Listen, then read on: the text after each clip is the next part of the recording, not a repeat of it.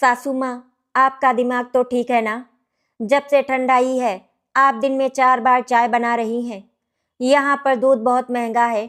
आपके गांव की तरह यहाँ कोई भैंस नहीं बंधी है। अपनी बहू की बातें सुनकर अनामिका जी की आंखों में आंसू आ गए। दीप्ति ने एक दिन गलती से अपनी सास के फोन में मैसेज देखा। पता चला कि उनके अकाउंट में। सर्दियों की वो सुबह कुछ ज्यादा ही ठंडी थी। खिड़की के बाहर कोहरे की मोटी परत ने पूरे शहर को जैसे चादर में लपेट रखा था। रसोई में चूल्हे पर चाय उबल रही थी और उसकी भाप पूरे कमरे में फैल रही थी। उसी भाप के बीच खड़ी थी अनामिका जी। साधारण सी साड़ी, सिर पर पल्लू और आंखों में एक अजीब सी झिझक। वे चाय का कप हाथ में लिए जैसे किसी अपराध बोध से भरी खड़ी थी। तभी पीछे से कठोर आवाज आई, हद होती है सासू माँ, मैं तो परेशान हो गई हूँ आपसे। जब से ठंडाई, आपकी चाय के कप तो बढ़ते ही जा रहे। अनामिका जी चौंक गई। उनका हाथ हल्का सा कांपा। कप की तस्तरी खनक उठी। उन्होंने धीरे से पीछे मुड़कर देखा। सामने खड़ी थी दीप्ति। आधुनिक कपड़े, चेहरे पर चिड़चिड़ापन और आंखों में वो तिरस्कार जो शब्दों से पहले ही वार कर देता है। दीप्ति की आवाज में शिकायत का आरोप ज्यादा था। अनामिका जी कुछ बोलना चाहती थी, लेकिन शब्द गले में अटक गए। उन्होंने बस धीरे से सिर झुका लिया। आंखों के कोनों में नमी उतर आई, जिसे वे छुपाने की नाकाम कोशिश कर रही थी। ये वही औरत थी जिसने पूरी जिंदगी बैंक में काम करते हुए अनुशासन, आत्मसम्मान और आत्मनिर्भरता सीखी थी, लेकिन आज अपनी ही बहू के सामने जैसे अपराधी खड़ी थी। ये अनामिका जी का इस घर में पहला ही हफ्ता था। पहली बार वे अपने बेटे कार्तिक के ससुराल नुमा घर में आई थी, जहां बहू का राज चलता था। दीप्ति उन्हें कभी माँ कहकर नहीं बुलाती थी, बस औपचारिक सासू माँ, और वो भी ताने के साथ। कार्तिक उस वक्त ऑफिस जा चुका था। वही कार्तिक जिसने माँ को बुलाते समय बड़े प्यार से कहा था, माँ कुछ दिन हमारे पास रहो, अनाया भी आपको बहुत याद करती है। लेकिन कार्तिक ने ये नहीं बताया था कि उसकी पत्नी का व्यवहार कैसा होगा। दिन बीतते गए। अनामिका जी चुपचाप सब कुछ देखती रही। वे समझ चुकी थी कि दीप्ति की नज़र सिर्फ दूध, चाय या खर्च पर नहीं, बल्कि उन पर है, जो गांव से आई एक सीधी सादी सास समझी जा रही थी। एक दिन अचानक सासू माँ का फोन गिर पड़ा। स्क्रीन लॉक खुली हुई थी। दीप्ति ने अनजाने में नजर डाल ली। बैंक ऐप खुला था और जो देखा उसके पैरों तले से जमीन खिसक गई। 40 लाख। दीप्ति का चेहरा पल भर में बदल गया। आंखों में हैरानी, फिर लालच और फिर एक ठंडी मुस्कान। तो ये सच में? वो मन ही मन बुदबुदाई। उस रात दीप्ति सो नहीं पाई। सवाल पर सवाल उमड़ते रहे। अगर सासू माँ के पास इतने पैसे हैं तो ये सादा जीवन क्यों? कार्तिक ने मुझसे ये बात क्यों छुपाई? और सबसे बड़ा सवाल, ये पैसे आखिर मेरे कब होंगे? उधर दूसरे कमरे में अनामिका जी भी जाग रही थी। उन्हें अब साफ समझ आ चुका था कि उन्हें यहाँ सेवा के लिए नहीं, बल्कि परखने और इस्तेमाल के लिए बुलाया गया है। वे जान चुकी थी दीप्ति लालची है, और ये लड़ाई अब सिर्फ चाय और दूध की नहीं रही। ये लड़ाई अब नियत, रिश्तों और सच की थी। उस रात दीप्ति की आंखों में नींद नहीं थी। कमरे की बत्ती बुझी हुई थी, पर उसके दिमाग में लालच की रोशनी तेजी से चल रही थी। छत को घूरते हुए उसके मन में बार बार वही संख्या उभर रही थी, 40 लाख। इतने पैसों का मतलब था आज़ादी, रुतबा और सबसे बढ़कर अपने हिसाब से जिंदगी। उसे याद आ रहा था कि कैसे उसने कुछ ही घंटे पहले अनामिका जी को एक कप अतिरिक्त चाय के लिए जलील किया था। अब वही औरत उसे अचानक किसी खजाने की तरह नजर आने लगी थी। दीप्ति ने करवट बदली और कार्तिक की ओर देखा। कार्तिक गहरी नींद में था, शांत और बेखबर, जैसे दुनिया की सारी जिम्मेदारियां उसके सिर से उतर चुकी हों। दीप्ति के मन में एक टीस सी उठी। इतना बड़ा सच मुझसे छुपाया गया, क्यों? क्या कार्तिक को उन पैसों के बारे में पता था? अगर पता था तो उसने शादी से पहले क्यों नहीं बताया? और अगर नहीं पता था तो उसकी माँ ने अपने ही बेटे से इतना बड़ा राज क्यों छुपाया? अगली सुबह दीप्ति का व्यवहार अचानक बदल गया। वो दीप्ति जो कल तक दूध और चाय का हिसाब गिना रही थी, आज अनामिका जी के लिए खुद चाय बनाकर लाई। कप मेज पर रखते हुए उसकी आवाज में बनावटी मिठास थी। सासू माँ, आज ठंड ज्यादा है, आप 2 घूंट गरम चाय पी लीजिए, सेहत ठीक रहेगी। अनामिका जी ने उसकी आंखों में झांक कर देखा। उम्र और अनुभव ने उन्हें लोगों के चेहरे पढ़ना सिखा दिया था। उन्हें साफ दिख रहा था कि ये अपनापन नहीं, जरूरत है। उन्होंने बिना कुछ कहे चाय का कप उठा लिया, लेकिन मन ही मन सतर्क हो गई। वे जान चुकी थी अब दीप्ति का हर शब्द, हर मुस्कान किसी न किसी मकसद से जुड़ा होगा। दिन ढलते ढलते दीप्ति ने धीरे धीरे बातें छेड़नी शुरू कर दी। सासू माँ, आपने तो पूरी जिंदगी नौकरी की होगी, बैंक में काम करना आसान तो नहीं होता। वो ऐसे पूछ रही थी जैसे सिर्फ जानकारी लेना चाहती हो, लेकिन उसके हर सवाल में छुपा था हिसाब। अनामिका जी हल्की मुस्कान के साथ बोली, हाँ बहू, नौकरी आसान नहीं होती, पर मेहनत का फल मीठा होता है। दीप्ति ने तुरंत बात पकड़ ली, तो फिर आपने इतनी मेहनत से जो कमाया है, वो सब आपने कैसे संभाल कर रखा? अनामिका जी की उंगलियां कप पर कस गईं। यही तो वो पल था जिसकी उन्हें आशंका थी। उन्होंने गहरी सांस ली और शांत स्वर में बोली, हर इंसान कुछ बातें अपने तक ही रखता है बहू, जरूरी नहीं कि सब कुछ सबको बताया जाए। ये सुनकर दीप्ति का चेहरा पल भर के लिए सख्त हो गया, लेकिन अगले ही पल उसने खुद को संभाल लिया। उसे समझ आ गया था सीधे सवालों से काम नहीं चलेगा। उधर अनामिका जी अपने कमरे में आकर बैठ गईं। खिड़की से बाहर देखते हुए उनके मन में पुराने दिन ताजा हो उठे। बैंक की वही सख्त कुर्सियां, फाइलों की गंध और हर महीने की तनख्वाह से बचाया गया एक एक रुपया। उन्होंने कभी दिखावे की जिंदगी नहीं जी। गांव में रहकर भी उन्होंने सादा जीवन चुना, क्योंकि उनके लिए पैसा सुरक्षा या घमंड नहीं। उसी शाम अनामिका जी ने एक फैसला कर लिया, अगर दीप्ति मुझे सिर्फ पैसों की नज़र से देख रही है, तो उसे रिश्तों का मतलब समझाना होगा। उन्हें अब साफ दिख रहा था, उन्हें यहाँ सिर्फ माँ बनकर नहीं, बल्कि इम्तिहान देने के लिए बुलाया गया है। और ये इम्तिहान सिर्फ दीप्ति का नहीं, कार्तिक का भी था।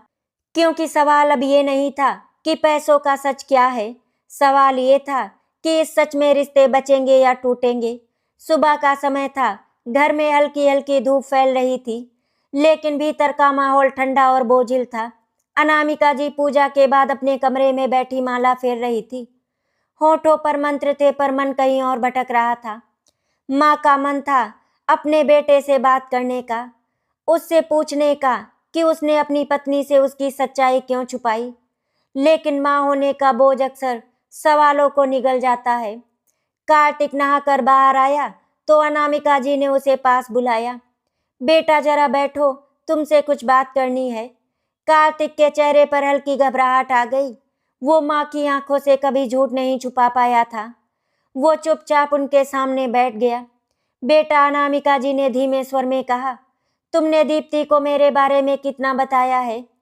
कार्तिक ने नजरें झुका ली। यही उसकी सबसे बड़ी गवाही थी।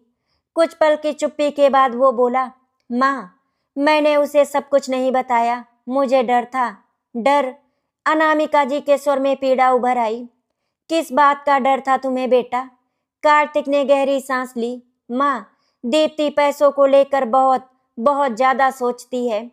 मुझे डर था कि अगर उसे आपके पैसे के बारे में पता चल गया तो रिश्तों में कड़वाहट आ जाएगी। मैं चाहता था कि वो आपको सिर्फ माँ के रूप में देखे, किसी बैंक बैलेंस के रूप में नहीं।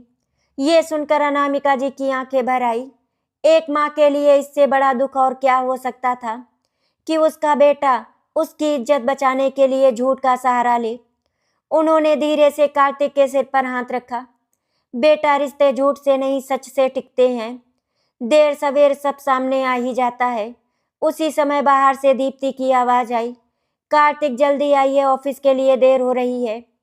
कार्तिक उठ गया। जाते जाते उसने माँ की ओर देखा, जैसे कुछ कहना चाहता हो, लेकिन शब्द फिर से भीतर ही रह गए।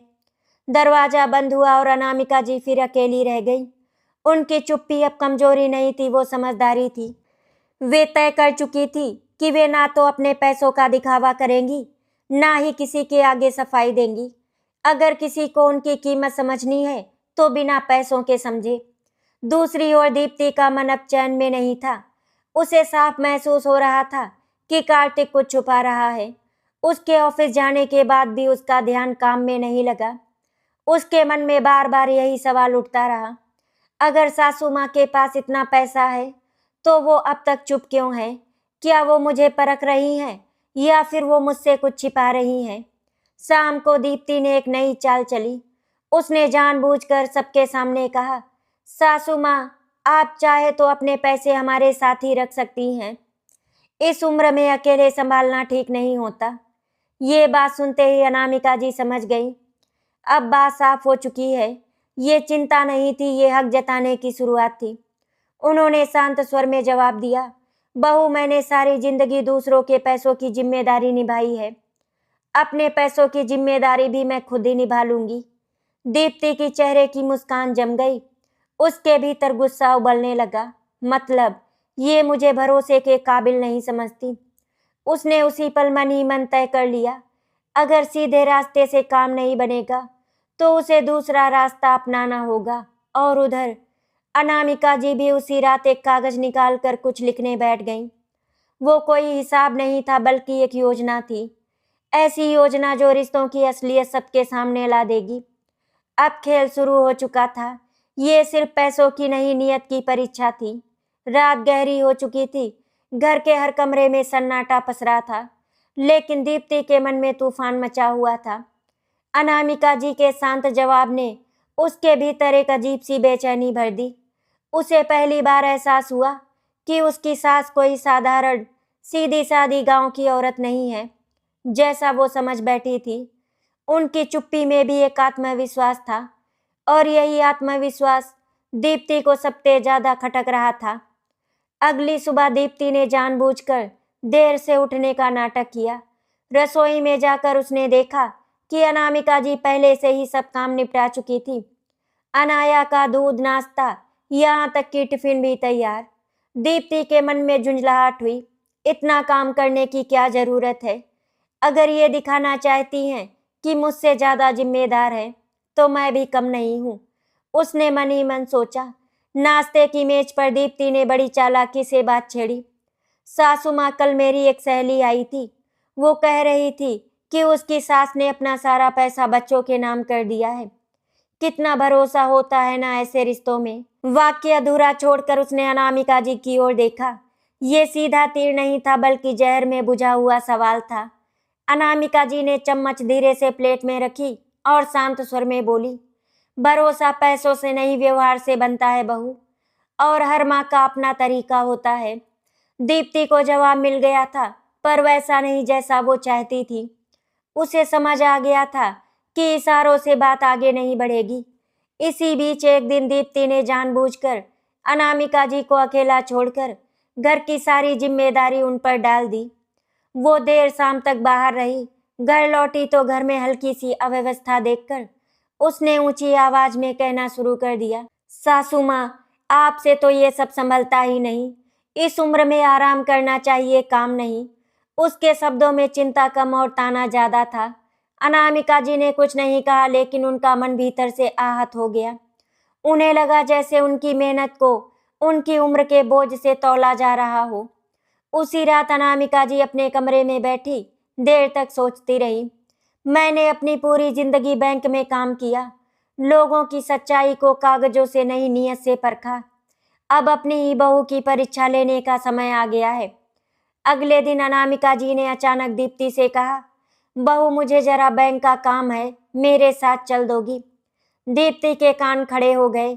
बैंक का नाम सुनते ही उसके मन में फिर वही चमक उभर आई। उसने तुरंत हामी भर दी, हाँ सासू माँ, बिल्कुल चलूंगी। बैंक के रास्ते में दीप्ति के मन में तरह तरह की कल्पनाएं चल रही थी। शायद आज कुछ बड़ा होने वाला है। लेकिन बैंक पहुंचकर अनामिका जी ने सिर्फ एक छोटा सा काम निपटाया और बाहर आ गई। ना कोई खाता खुला, ना कोई कागज दिखा। दीप्ति भीतर ही भीतर जल उठी। ये मुझे घुमा रही हैं जानबूझकर। उसे अब पूरा यकीन हो गया था कि अनामिका जी उसे परख रही हैं। उधर अनामिका जी के चेहरे पर हल्की सी संतुष्टि थी। उन्होंने देख लिया था कि दीप्ति का धैर्य कितना है और लालच कितना गहरा। अब दोनों जान चुकी थी ये लड़ाई खुली नहीं होगी, ये लड़ाई धैर्य, चाल और समय की होगी। और इस लड़ाई का असर सिर्फ सास बहू पर नहीं, कार्तिक पर भी पड़ने वाला था। उस दिन घर का माहौल अजीब तरह से भारी था। दीप्ति बाहर से तो सामान्य दिख रही थी, लेकिन भीतर ही भीतर उसका धैर्य टूटने लगा था। बैंक जाने के बाद भी उसे कुछ हासिल नहीं हुआ था और अनामिका जी की चुप्पी अब उसे चुनौती जैसी लगने लगी थी। उसे लग रहा था कि अगर अभी कुछ नहीं किया तो ये मौका हाथ से निकल जाएगा।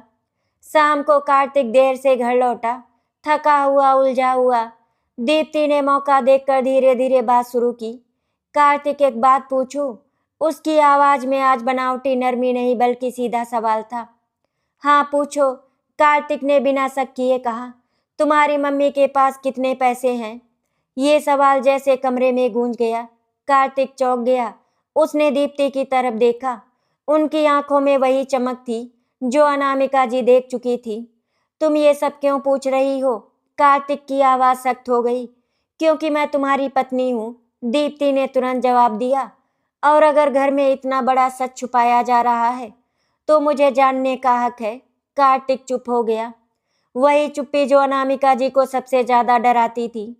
कुछ पल बाद वो बोला, मम्मी ने जिंदगी भर मेहनत की है, वो उनका पैसा है, हमें उससे क्या लेना देना।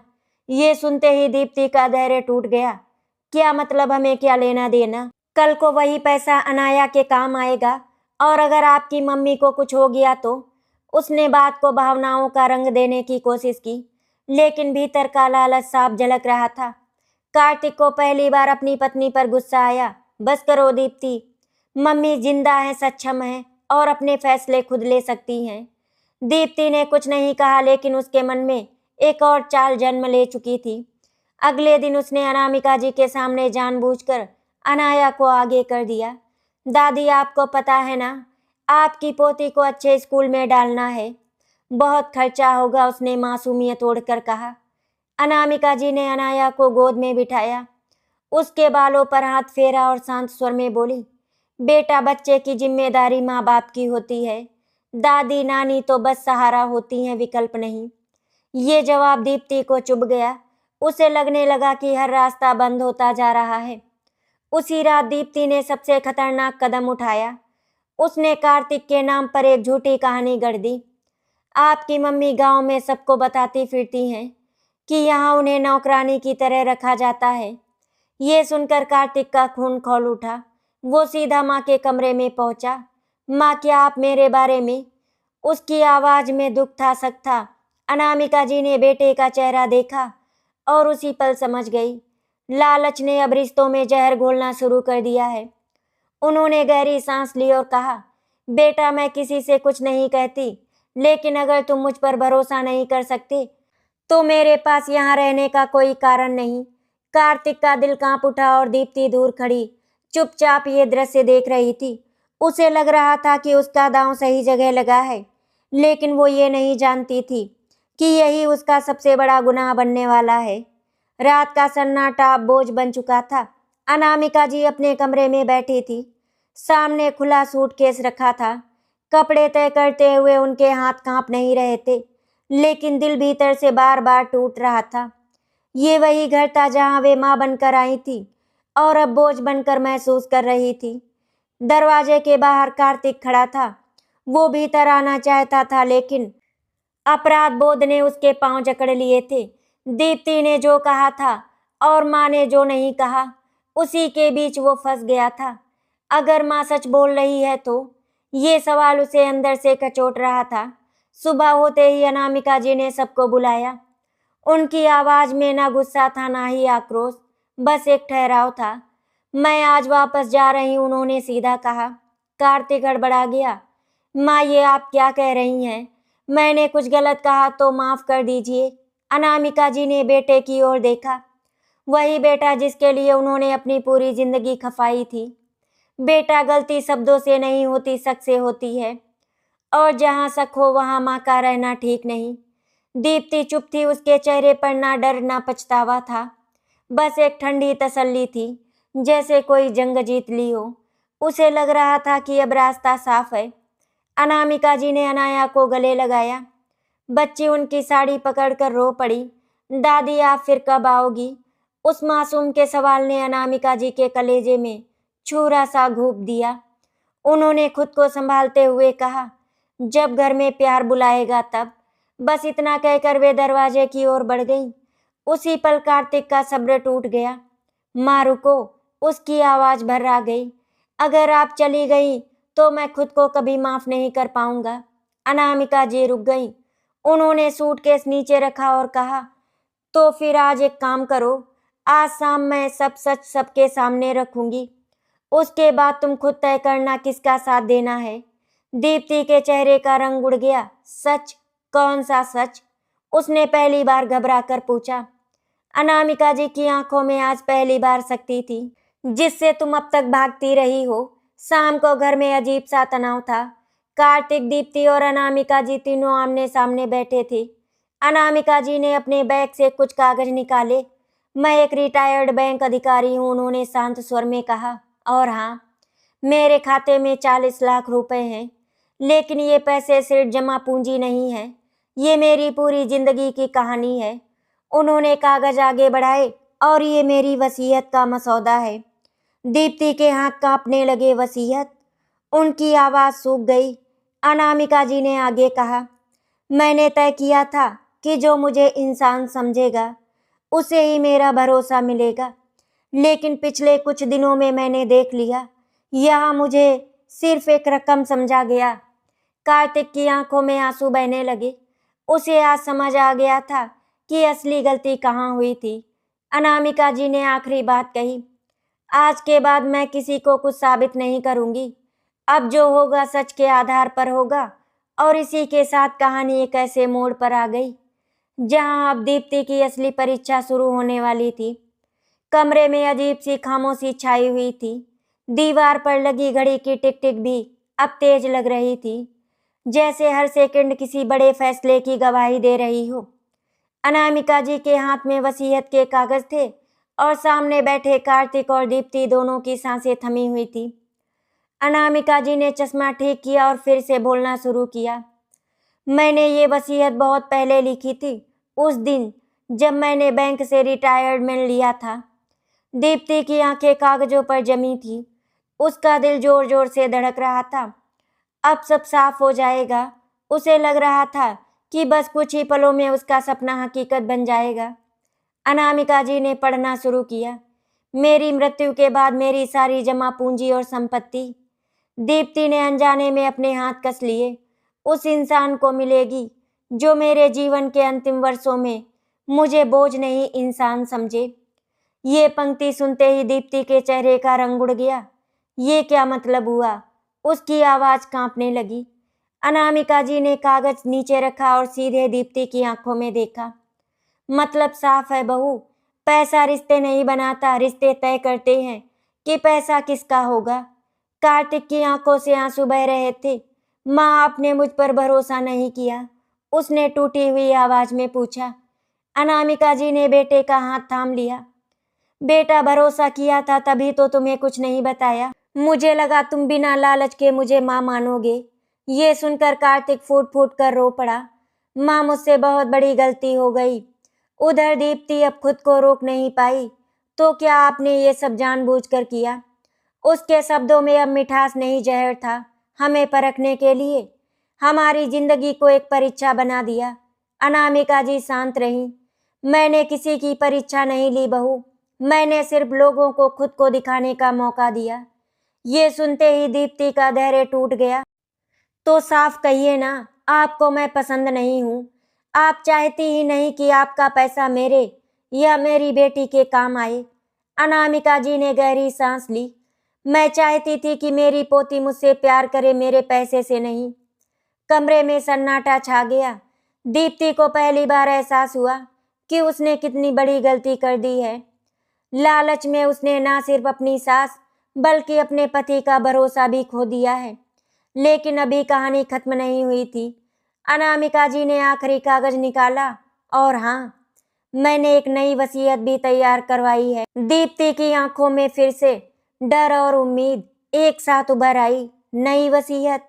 अनामिका जी ने कहा, जिस दिन मुझे लगेगा कि इस घर में रिश्ते पैसों से ऊपर हैं, उसी दिन ये वसीयत लागू होगी। ये सुनकर दीप्ति के पैरों तले जमीन खिसक गई। उसे समझ आ गया था अब सब कुछ उसके व्यवहार पर निर्भर करेगा। और कार्तिक, वो आज पहली बार पूरी तरह माँ के सामने खड़ा था।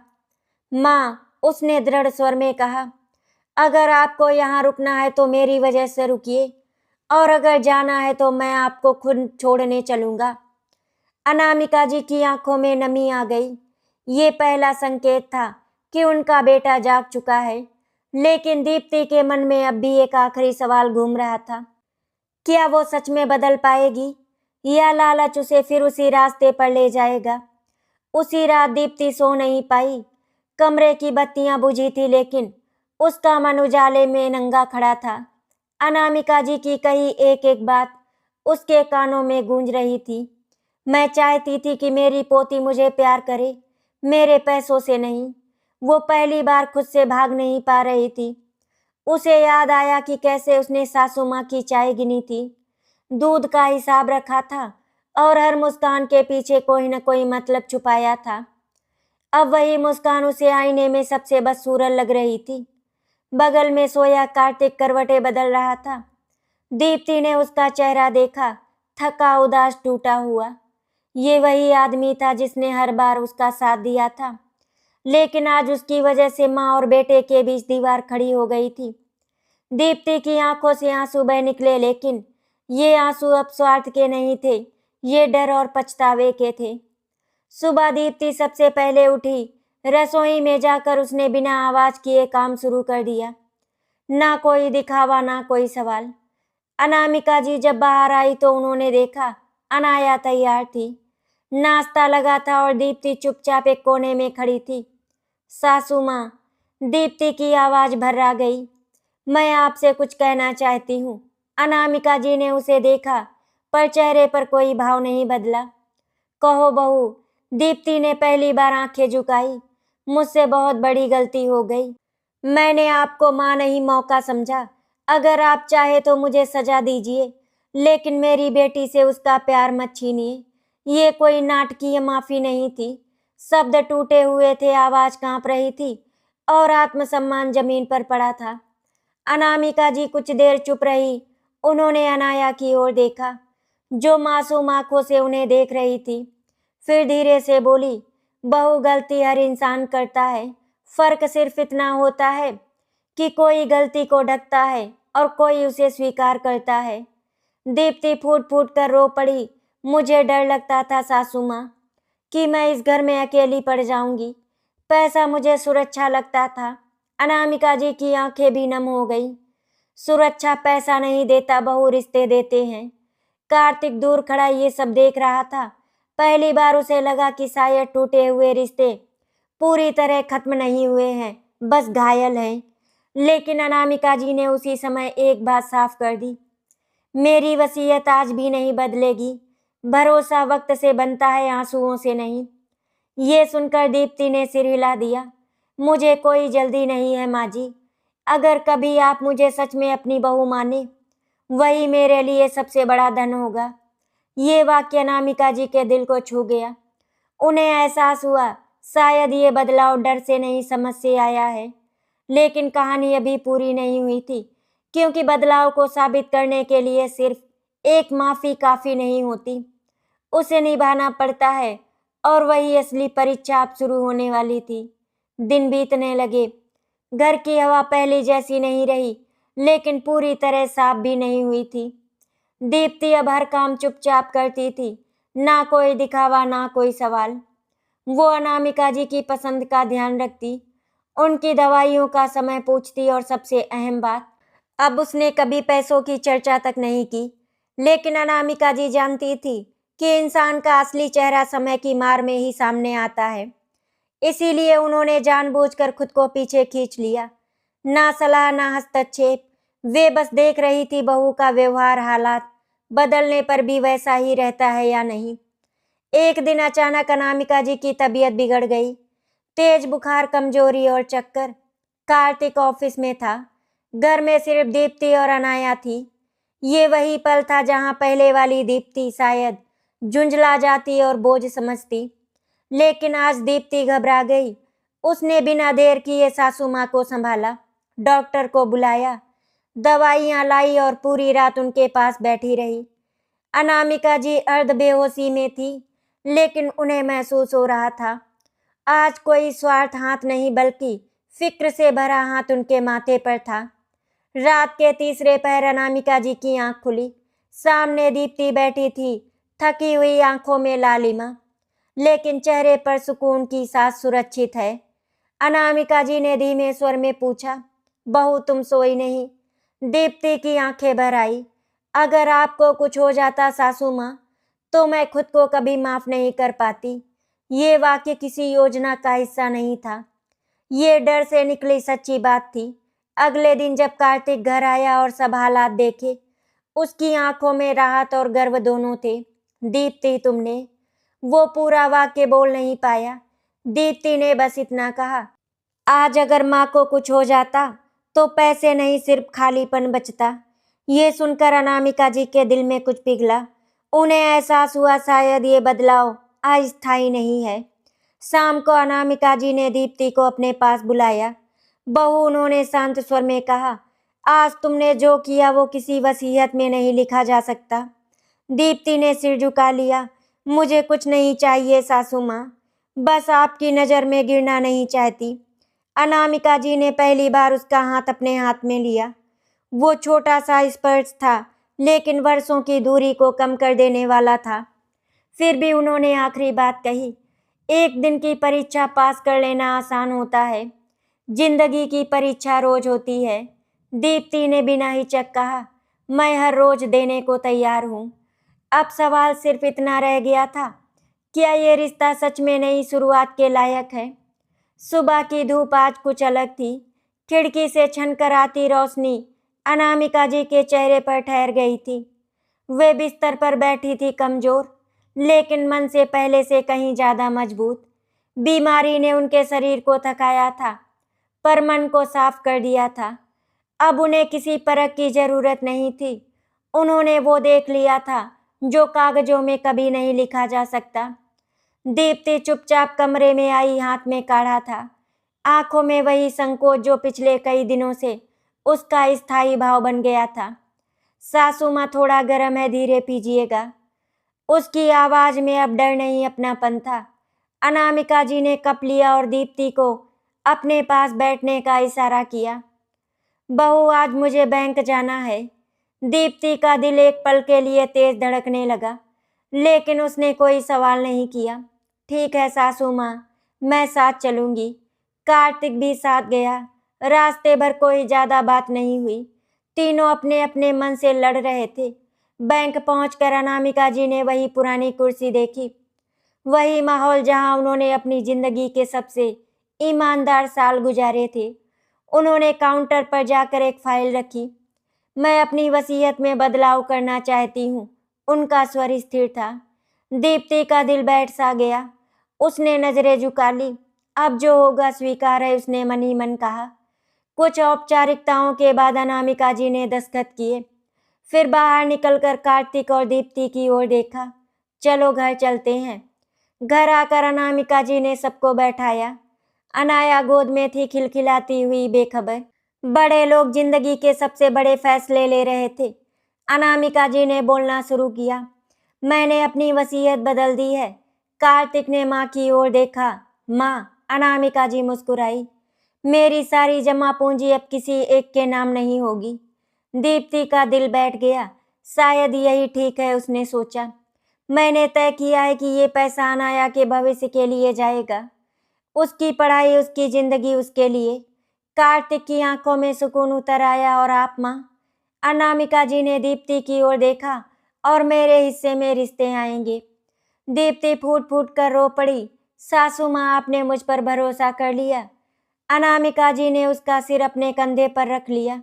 नहीं बहू, तुमने भरोसा जीत लिया। ये कोई जीत नहीं थी, कोई हार नहीं थी, ये समझौते से ऊपर उठी समझदारी थी। उस दिन के बाद घर में बहुत कुछ नहीं बदला। चाय अब भी बनती थी, दूध अब भी नापा जाता था, लेकिन नियत बदल गई थी। अब चाय गिनी नहीं जाती थी और दूध रिश्तों में नहीं तौला जाता था। दीप्ति ने कभी दोबारा पैसों की बात नहीं की। अनामिका जी ने कभी उसे परखा नहीं और कार्तिक, वो अब दोनों के बीच दीवार नहीं पुल बन गया। एक शाम अनामिका जी ने चाय का कप उठाते हुए मुस्कुरा कर कहा, ठंड बढ़ गई है, एक कप और बना लो बहू। दीप्ति की आंखें भर आई। आज जितनी चाहे सासू माँ। और उस पल समझ आ गया, जहाँ पैसा चुप हो जाता है वहीं रिश्ते बोलने लगते हैं। हमारी आज की कहानी का संदेश है, जो सास सिर्फ पैसों की थैली लगे और जो बहू सिर्फ वारिस बने, वहाँ घर नहीं सौदा होता है। लेकिन जहाँ समझ, समय और सच्चा पश्चाताप हो, वहाँ टूटे रिश्ते भी एक दिन फिर से घर बन जाते हैं। आशा करती हूँ आपको हमारी कहानी अच्छी लगी होगी। अगर आपको हमारी कहानी अच्छी लगी तो वीडियो को लाइक एंड शेयर करें, चैनल को सब्सक्राइब करें। वीडियो देखने के लिए आपका धन्यवाद।